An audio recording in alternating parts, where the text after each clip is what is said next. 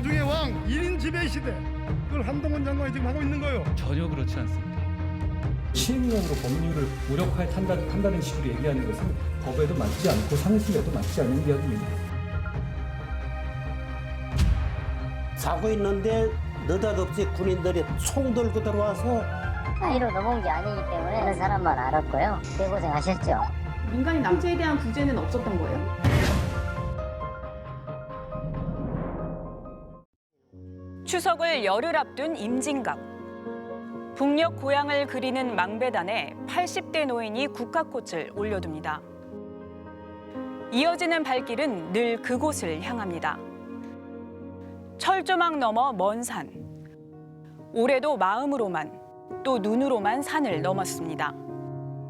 주름이 깊게 파인 만큼의 세월이건만 기억 속 누이들은 앳된 모습 그대로입니다. 얼굴을 못 보고 편지만 해도 걔네들은 어떻게 사는지 그걸 막 편지로만 해도 소식이라도 내가 전했으면 그런 마음이지 뭐. 할아버지의 이름은 김주삼. 올해 85이고 66년 전 황해도에서 왔습니다. 그런데 김 씨는 전쟁통에 떠나온 피란민도 아니고 원에서 북한을 탈출한 탈북민도 아닙니다. 사람들은 김 씨를 비자발적 탈북민, 강제 귀화자라고 부릅니다. 66년 전 그는 왜 고향을 떠나야 했던 걸까요?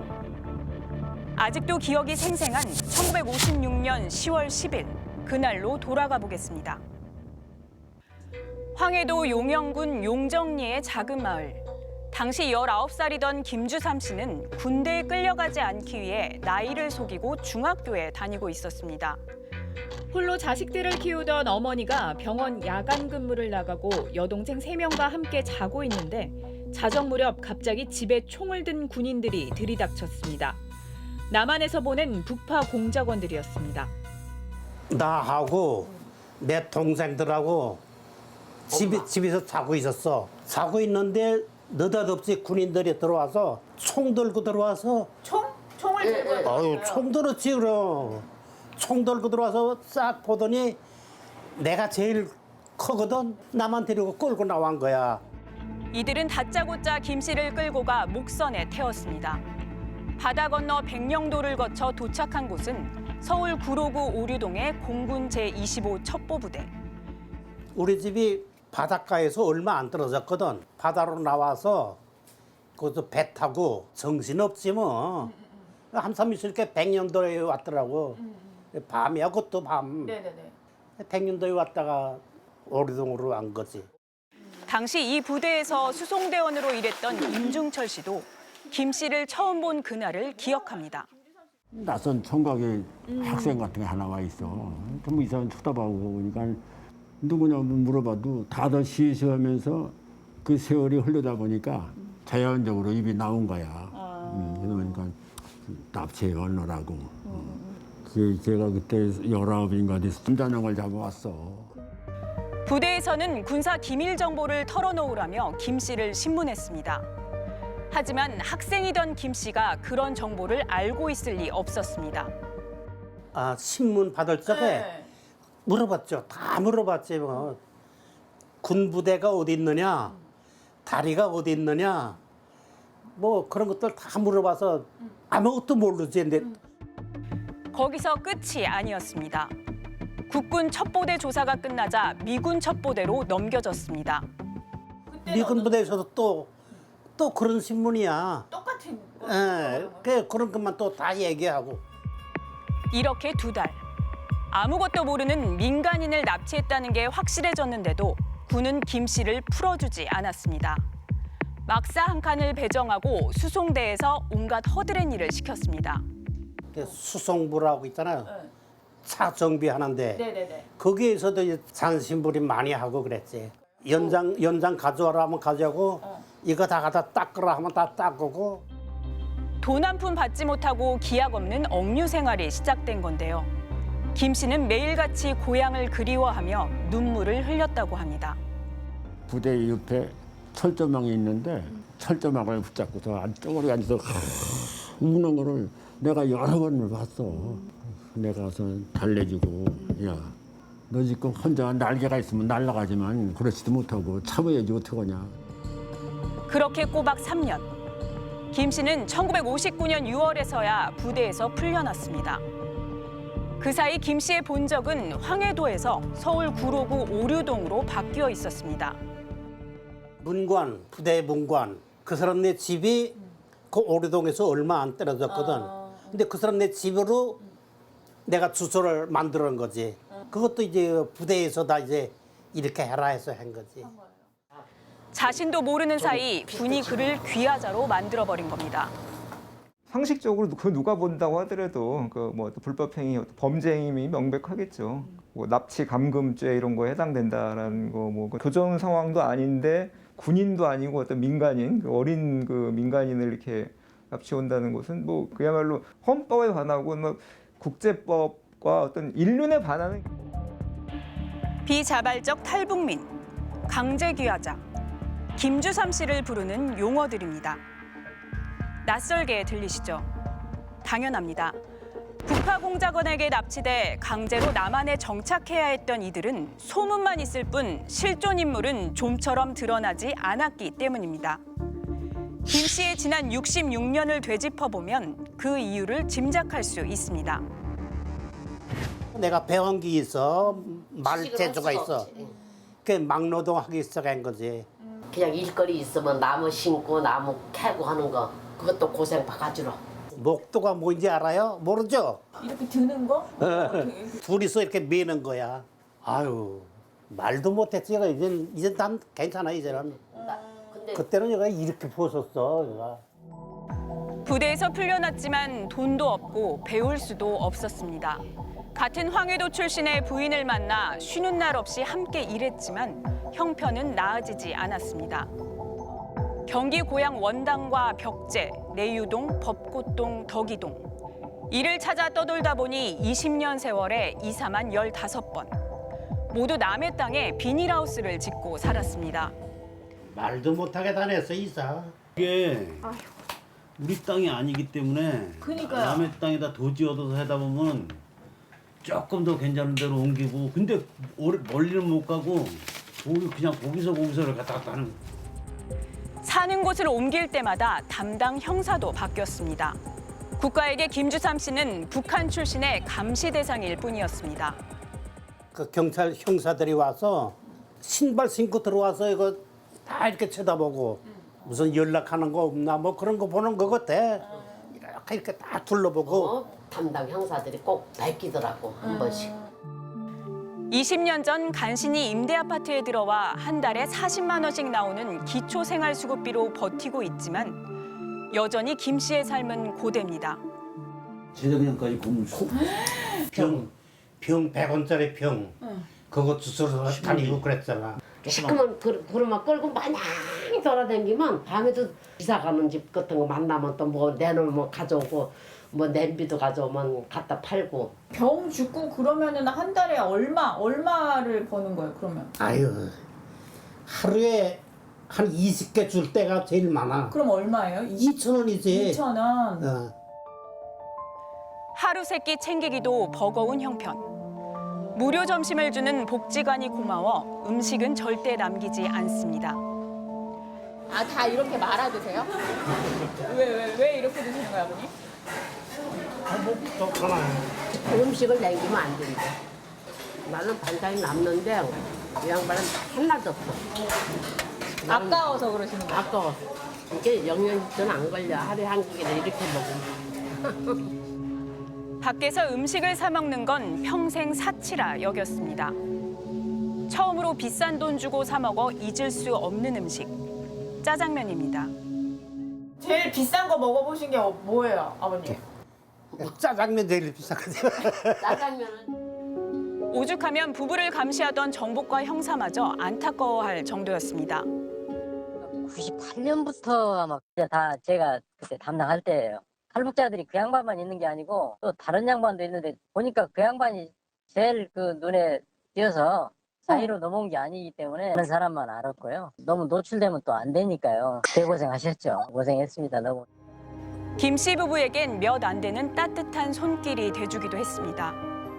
퇴직하셨는데도 와서 뭐 고기도 사주고 가시고 막 그러신다고. 어쩌다 가뭄에 콩나듯 제가 조금 이제 그 양반한테 관심을 가져주고 뭐 했기 때문에 아마 정부에서 좀 어느 정도 관심을 가져줬으면 되는데. 네, 이렇게 국가는 감시만 했을 뿐 관심을 주진 않았습니다. 그럼 이 기구한 운명은 어떻게 세상에 드러나게 된 걸까요? 지난 2004년 제정된 특수임무 수행자 보상에 관한 법률. 북파공작원들의 첩보 활동과 희생을 국가가 처음 인정한 법입니다. 국가를 위해 목숨을 걸고 특수임무를 수행했던 사람들과 그 유족에 대하여 실질적인 보상을 함으로써 그들의 생활 안정을 도모하고. 담당 기관은 국방부 장관 소속의 특수임무 수행자 보상심의위원회. 위원회가 문을 연 2005년 북파공작원 출신 오모 씨가 심의위원회에 보상금을 신청합니다. 스트레이트는 그때 오 씨가 쓴 공적 내용을 확인해봤습니다. 1954년 공군 첩보부대 백령도 파견대 공작원으로 입대했고 1956년 9월경 황해도 장현군 해안면에 침투해 남학생을 납치해 복귀했다. 1958년 8월 새우젓배 한 척과 선원 9명을 납치했다고 적었습니다. 바로 이 오모 씨가 황해도에 침입해 중학생이었던 김주삼 씨를 납치한 사람이었습니다. 오 씨는 첩보 수집 등의 공적을 인정받아 보상금 1억 1,500만 원을 받았습니다. 하지만 위원회가 대체 어떤 방법으로 오 씨의 납치 행위를 확인했는지는 도무지 알 수 없습니다.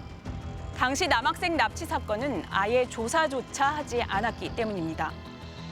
오 씨가 납치한 남학생이 김주삼 씨였다는 것은 그로부터 7년 뒤 아주 엉뚱한 곳에서 드러납니다. 지난 2012년 또 다른 북파공작원 출신 2명이 1956년 가을 황해도에서 남학생을 납치했다며 보상금을 신청합니다. 이때는 의심이 들었는지 보상심의위원회가 사실 확인에 나섰는데요. 앞서 보상 신청을 했던 오 씨에게 추가 진술을 받으면서 납치당한 학생 이름이 김주삼이라는 것을 확인합니다. 심지어 조사단은 직접 김주삼 씨 집도 찾아가 납치 과정에 대해 묻기까지 했습니다. 느닷없이 와서 국무총리실에서 왔다고. 그러니까 나야 뭐 그런가 보다 했지. 그 얘기 다 했지 뭐. 그때 잡혀온 얘기를 다 하신 거예요? 그렇죠. 다 물어본 거더라고. 커피턴지 뭔지 그거 하나 갖고 나도 있고 이 양반 있는 데서 한 번 왔다 갔어. 그럼 그 사람은 아버님이 납치됐다는 거 알고 있었겠네요, 그때? 다 얘기했으니까. 그런가. 알았으니까. 김 씨와 같은 부대에 있었던 임중철 씨도 증언했습니다. 총리실에서 나왔다고 하면서 찾아온 거예요? 그렇지. 그래서 이 사람들이 찾아와서 주삼이 집이 갔는데 주삼이가 딴 사람이 누가 있느냐니까 아는 사람이 나밖에 없거든. 와가지고서 주삼이가 어떻게 해서 왔느냐, 누가 잡아왔느냐 그런 걸 물어봐. 보상심의위원회는 1956년 김주삼 씨를 납치해온 건 오 씨라고 결론냈습니다. 당연히 다른 북파공작원 2명은 거짓 공적으로 보상금을 받으려 했던 거란 게 탄로났죠. 하지만 위원회가 한 일, 딱 여기까지였습니다. 북파공작원 공적만 확인하고 납치 피해자 김 씨는 그냥 방치한 겁니다. 김주삼 씨한테 피해자가 있다는 게 밝혀지지 않습니까? 그렇다면 국가가 우선적으로 해야 될 것은 그 피해자에 대한 아픔을 치유하는 문제예요. 보상 이런 것들을 했다고 하더라도 그것에 대해서는 아마 이의를 다룰 사람이 거의 없었을 것입니다. 그러니까. 왜 그랬는지 보상심의위원회에 물어보니 담당 업무가 아니었다는 기계적인 답변이 돌아왔습니다. 김주삼 씨 납치를 해는 대가를 받은 게 아니고 따로 새우젓 요거는 이제 어떤 공장 임무겠죠. 근데 왜 민간인 납치에 대해서는 전혀 신경을 쓰지 않으셨던 거예요, 그러면? 그건 저희의 어떤 소관 업무가 아니죠. 그거에 대해서는 저희가 다시 답변을 드리겠습니다. 지난 12년간 특수임무 수행자와 유가족들에게 지급된 보상금은 2,200억 원 가까이 되는데요. 2,448명이 받아갔으니 보통 1억 원 안팎으로 지급된 셈입니다. 그런데 이 돈 제대로 지급되고 있을까요? 김주삼 씨를 납치했다고 한 북파공작원 2명의 경우를 보면요. 이미 보상금을 받은 오모 씨나 김주삼 씨 본인의 진술이 없었다면 그대로 공적을 인정받았을지 모릅니다. 하지만 위원회는 누구에게 무슨 공적을 근거로 보상금을 얼마씩 지급했는지 전혀 공개하지 않고 있습니다. 세금으로 지급하시는 거 아니에요? 네, 저희가 국가로부터 이제 세금. 그럼 국가가 낸 세금이 어떻게 쓰이는지 국민이 알 수가 없는 거예요? 네, 저희 쪽에서는 그 부분에 대해서는 공개가 불가능합니다. 특히 남북 간 납치가 빈번했던 당시 상황으로 미뤄볼 때 김주삼 씨처럼 북파 공작원들의 공적서엔 피해자에 대한 정보도 담겨 있을 가능성이 높은데요. 이 역시 공개 불가입니다. 실제로 이미 2008년도에 관련 북파 공작원에 대한 보상 과정에서 사실을 확인했고 이런 일이 있었다는 것을 자기도 인지하고 있는 상태에서 이 문제에 대해서 외면하고 있는 것은 정직하지도 않고 과거의 잘못된 인권 문제를 바로잡으려고 하는 의지도 없다 이렇게 보입니다. 김주삼 씨는 납치된 지 60년이 지난 2020년 2월에야 국가를 상대로 손해배상 청구 소송을 냈습니다. 그때 왔을 적에는 3년만 있으면 갈 거다 해서 통일이 될 거다 하고 생각하고 있었지. 이렇게 될 줄 누가 알았어? 그러나 소송 비용 마련부터 정부의 비협조, 지지부진한 재판까지 산 넘어 산입니다. 어떤 비밀 공작들의 성격이 있었기 때문에 또 기록이 별로 남아있지 않은 부분도 있고 했습니다만 그 사실조회 신청 이런 거를 보내가지고 이렇게 관련된 공적으로 상을 받은 인정을 받은 사람은 혹시 없는가라든가 이런 걸 계속 질의를 했거든요. 근데 뭐 못 찾겠다 없다 뭐 그거 알려줄 수가 없다 조직 차원에서 의지가 없는 문제 때문이겠죠. 재판이 멈춰 있는 사이 최근 진실화해위원회가 먼저 판단을 내렸는데요. 김주삼 씨 사건을 명백한 공권력 행사로 인한 중대한 인권 침해, 신체의 자유, 거주 이전의 자유 침해로 규정하고 진실규명 결정을 내렸습니다. 김주삼 씨를 북한에서 납치된 민간인 첫 사례로 공식 인정한 겁니다. 그러면서 신청인에 대한 사과와 피해 회복 조치, 북한 가족과의 상봉 기회 제공이 필요하다는 권고도 남겼습니다. 국가적인 입장에서 이산가족의 일단 상봉의 기회를 애초에 봉쇄했겠죠. 이게 드러나면 국가의 치부가 드러나는 거잖아요. 지금이라도 기본적인 인간적인, 인도적인 그런 어떤 기회는 제공돼야 되는 거 아닌가. 저희는 김주삼 씨에게 고향 땅의 위성 지도를 찾아 보여드렸습니다. 해안가를 따라 움푹 패여 있는 골짜기, 촘촘하게 들어선 주택과 논밭, 텅 빈 공터. 수십 년 만에 처음으로 자세히 보게 된 고향 풍경에 눈가가 금세 젖어듭니다. 보실 생각을 못 하셨던 거예요? 찾아볼 생각을? 몰랐죠. 그것도 가져왔네. 싹 보니까 알잖아. 요게야 우리 집이 요게. 조그맣게 이제 움막식으로 지어놓고 살았지. 이거 갇혀요 여기서. 하지만 이미 절망에 익숙해진 노인에게 희망은 품기조차 두려운 듯 했습니다. 가족들도 한번 보고 가보면 너무 좋으실 것 같죠? 네. 아유, 얼마나 좋아. 한 번 보고 죽었으면 되는데 그게 안 되잖아. 왜 안 된다고 생각하세요? 될 수도 있어요, 아버님. 만나볼 수가 없지. 어떻게 해서 만나? 그 신청도 못했어, 아버지는. 나 이렇게 된 사람인데 어떻게 신청을 해? 어디엔가 제2, 제3의 또 다른 김주삼이 있을 겁니다. 이들에게도 국가는 대한민국입니다.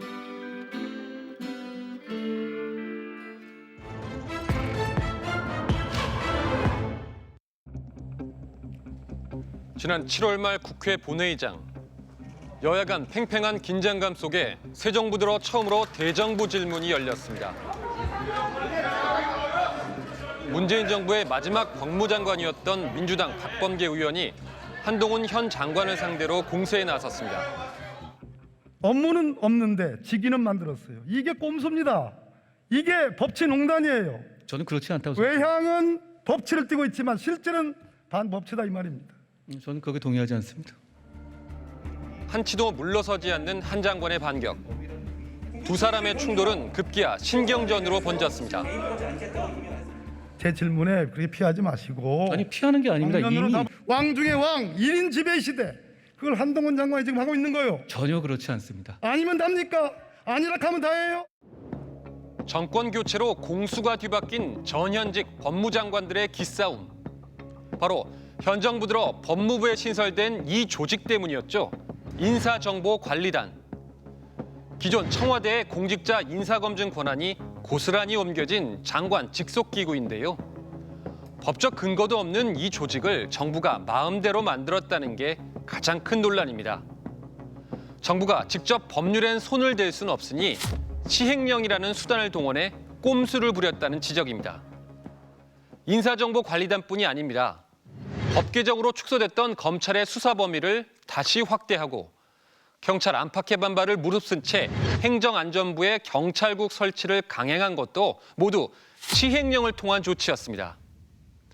법치를 내세운 윤석열 정부가 시행령 통치로 편법을 일삼는다. 이런 비판까지 거센데요. 대체 무슨 말일까요? 그 내막을 이해하려면 문제의 이 시행령이 우리나라 법체계에서 어디쯤 위치하는지부터 봐야 합니다. 아시다시피 맨 위에는 헌법, 그 아래가 법률입니다. 모두 국회, 즉 입법부에서 만듭니다. 시행령은 바로 이 법률의 하위 개념이죠. 법에서 일일이 정하지 못하는 것들을 구체적으로 적어놓은 겁니다. 이 시행령을 만들고 바꾸는 건 국회가 아니라 행정부, 그러니까 대통령과 국무총리, 장관의 몫입니다. 하지만 국회가 만든 법률의 취지를 벗어날 수 없다는 게 분명한 사실입니다. 만약에 대통령의 그와 같은 시행령 권한 행사가 국회 입법 의사에 반하면, 명백히 반하면은 그 무효입니다. 앞서 말씀드린 법무부 인사정보관리단이 딱 이런 논란에 휩싸여 있습니다. 현행 정부조직법상 법무부는 공직자 인사검증 기능이 없습니다. 그러니까 인사검증 조직을 함부로 만들 수도 없는 겁니다. 그런데 야당이 다수인 국회에서 이 정부조직법을 안 바꿔준다면서 정부가 시행령을 고쳐 관리단을 출범시켰습니다. 원래 공직자 인사 정보의 수집, 관리, 이건 인사혁신처장의 업무인데요. 기존 시행령은 이 업무를 대통령 비서실장에만 위임할 수 있다고 규정했는데 여기에 법무부 장관을 추가한 겁니다.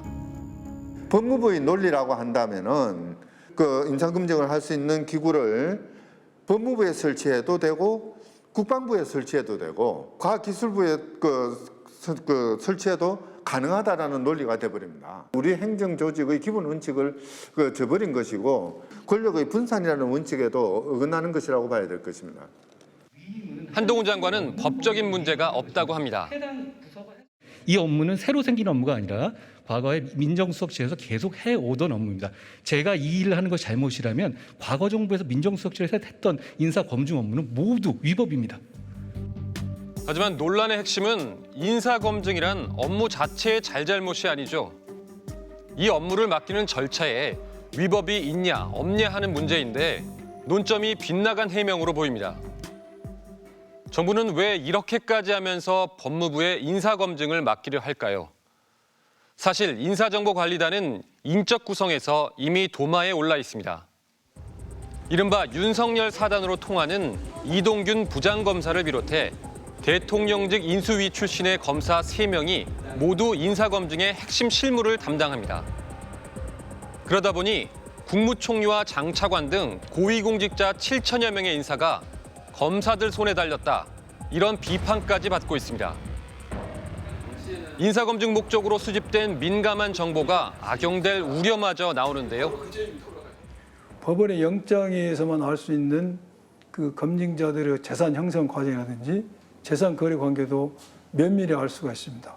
이런 경우에 그 공직자에 대해서 얼마든지 검사는 내사하려는 유혹을 받게 되고 그 정보는 얼마든지 활용 가능하죠. 마음만 먹으면 막을 수 없죠. 더 심각한 건 행정부 소속인 관리단에서 사법부의 고위직 인사를 쥐고 흔들 수 있다는 겁니다. 공정한 재판을 하려고 했을 때 그런 그 법무부의 또 왜곡된 인사 검증이 가능하다 이런 점에서 대단히 우려스러운 면이 있는 거죠. 예전 윤 대통령의 총장 재직 때 대검찰청은 판사들의 주요 재판 결과와 세평을 수집해 판사 사찰 논란을 부른 바 있죠. 대법관이나 헌법재판관인데 거기에 욕심이 있는 사람은 또는 그 밑에 하급 법관들에게 영향을 끼칠 수 있다면 그것을 이제 우리는 재판농단, 뭐 사법농단이라고 하는 뭐 소위 적폐청산 과정에서 해왔는데 결국 그게 제자리로 돌아간 상태죠. 걱정은 이미 현실로 드러나고 있습니다. 지난주 국회 인사청문회까지 마친 오석준 대법관 후보자.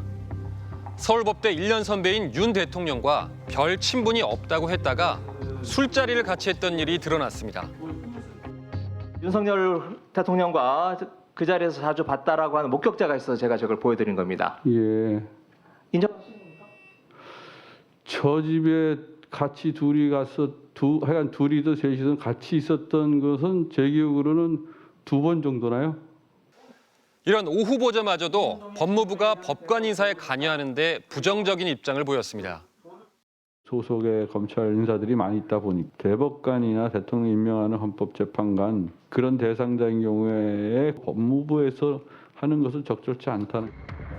현직 대법관과 헌법재판관 23명 중 윤 대통령 임기 중 교체되는 사람은 무려 22명인데요. 논란이 커지자 한동훈 장관은 선을 그었습니다. 대법관의 경우에는 과거에도 민정수석실 비롯한 행정부에서 별도로 인사검증을 대상이 아니었습니다.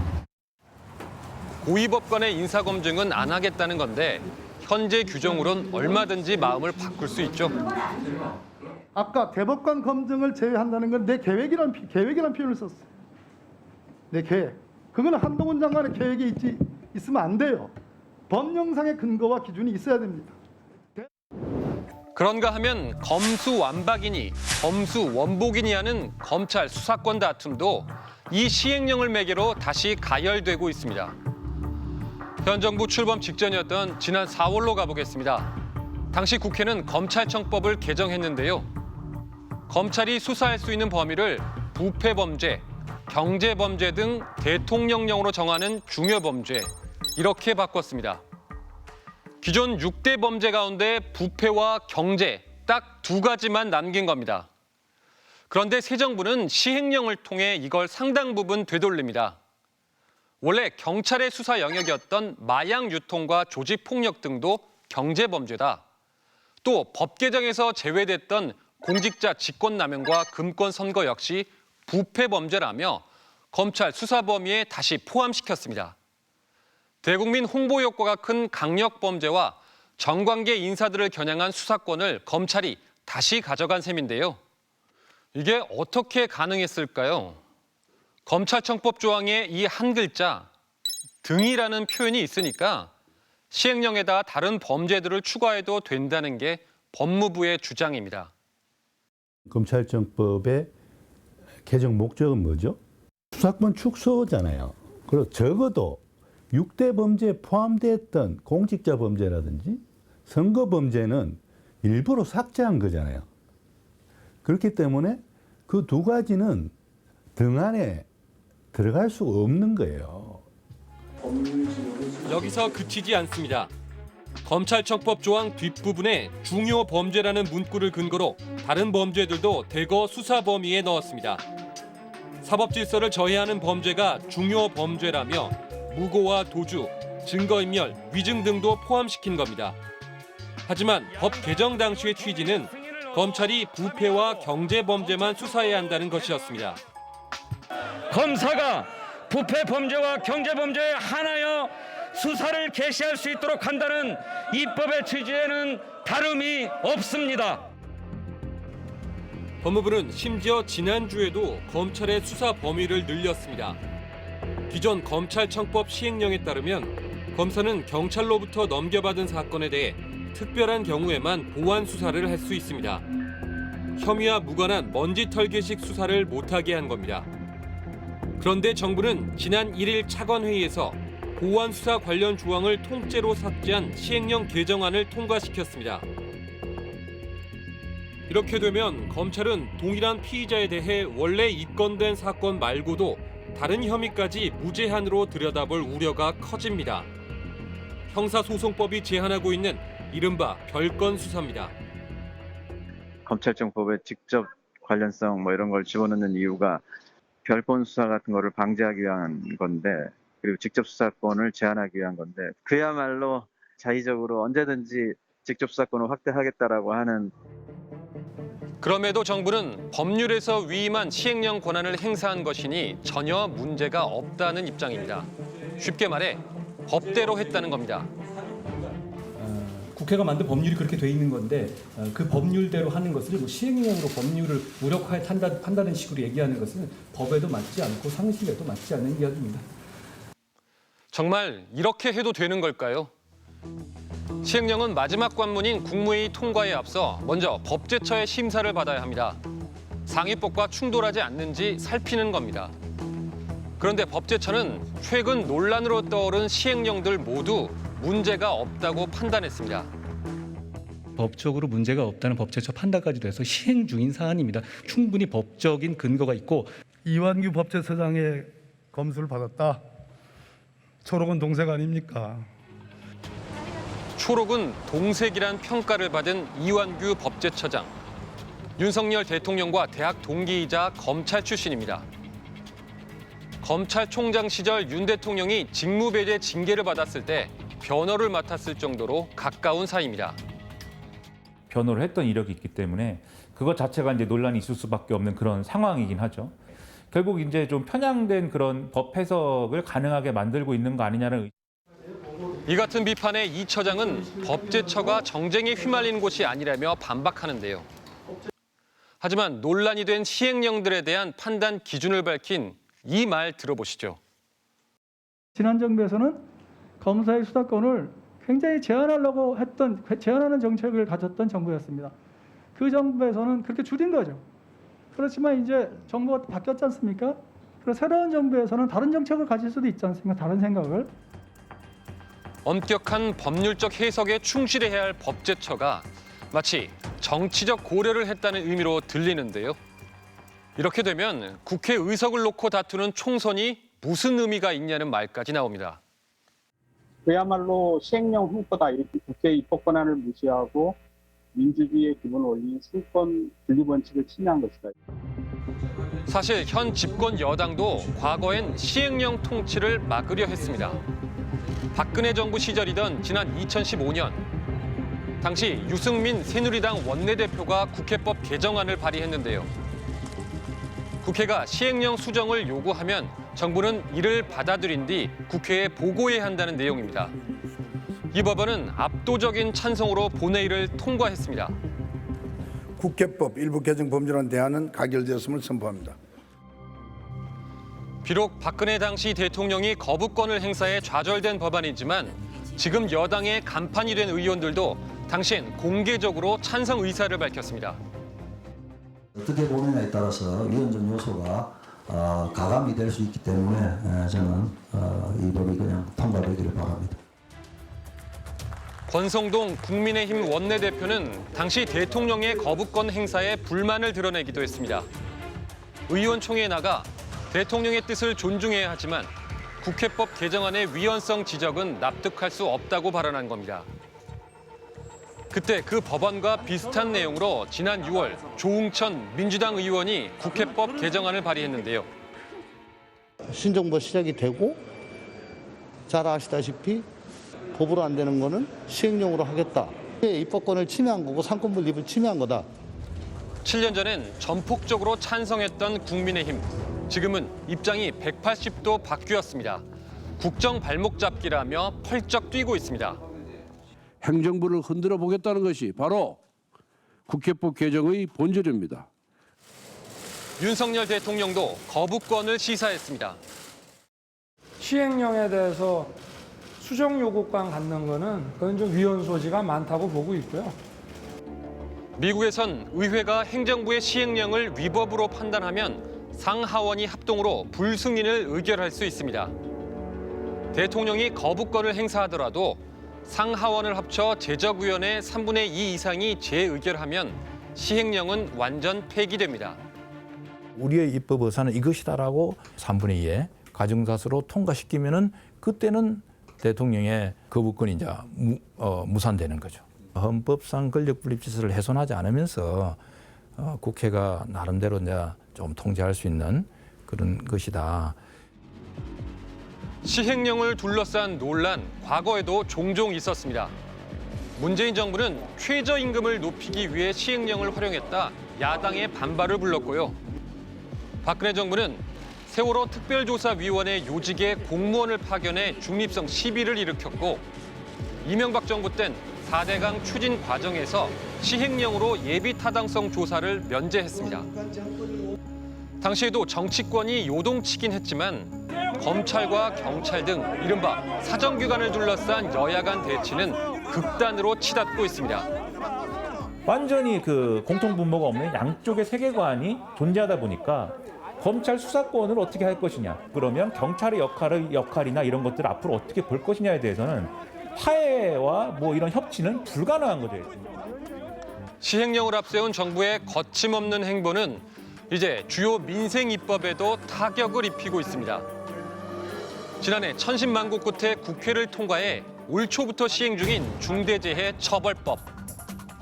산업 현장에서 중대한 인명사고가 생기면 현장 관리자 정도가 아니라 사업주와 경영 책임자 등을 처벌하도록 한 내용이 핵심입니다. 하지만 정부는 현장의 안전보건 최고 책임자도 경영 책임자로 간주해 처벌할 수 있도록 하는 방안을 추진 중입니다. 다시 말해 대표이사 대신 현장 관리자가 처벌될 수 있도록 시행령을 바꾸려는 겁니다. 시행 6개월도 안 돼 기업들의 요구를 들어주려고 하는 겁니다. 심지어 담당 부처도 아닌 기획재정부가 앞장섰습니다. 연구 영역을 맡긴 뒤 그 보고서를 고용노동부에 전달한 겁니다. 안전의 문제는 최고 책임자가 책임을 질 때만이 조금씩 나아집니다. 기업에게 면죄부를 주려고 하는 기재부의 잘못된 시행령 명백히 반대합니다. 검찰의 수사 범위를 다시 확대하는 검찰청법 시행령 개정안은 모레 국무회의를 앞두고 있는데요. 본격 시행되는 이번 주말부터 수사와 재판에 혼란이 클 거란 우려도 나옵니다. 검찰 수사에 법적 근거가 없다. 이런 시비가 곳곳에서 터져나올 수 있다는 겁니다. 정부의 시행령 독주에 따른 파장은 앞으로도 지속될 수밖에 없을 걸로 보입니다.